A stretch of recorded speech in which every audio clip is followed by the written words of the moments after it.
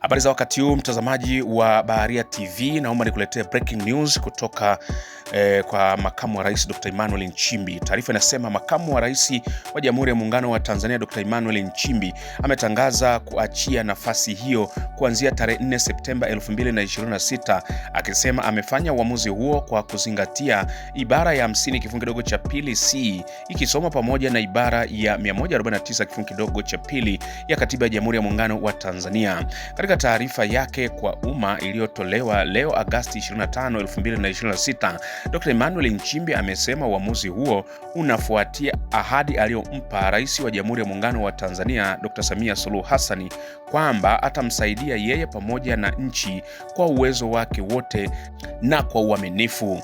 Ukinukuu taarifa inasema, nilimwahidi Mheshimiwa Rais Dr. Samia Suluhu Hassan kuwa nitamsaidia yeye na nchi yetu kwa uwezo wangu wote na kwa uaminifu. Pia nilimhakikishia kuwa siku yoyote akiona anahitaji makamu mwingine wa rais nitaachia nafasi hii, amesema Dr. Emmanuel Nchimbi.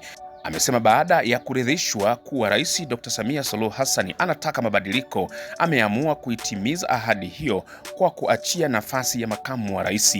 Dr. Emmanuel Nchimbi pia amemshukuru Rais wa Jamhuri ya Muungano wa Tanzania Dr. Samia Suluhu Hassan pamoja na Chama cha Mapinduzi CCM kwa imani waliomwonyesha kwake wakati akiwa katika utumishi wa umma.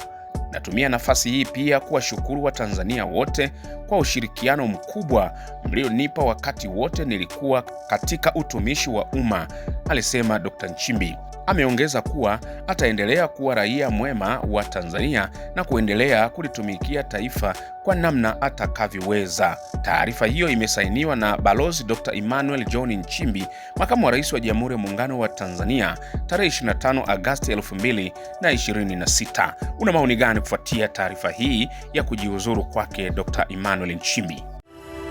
Asante kwa kuifuatilia Baharia TV. Usisahau kulike, kusubscribe, kucomment na kushare.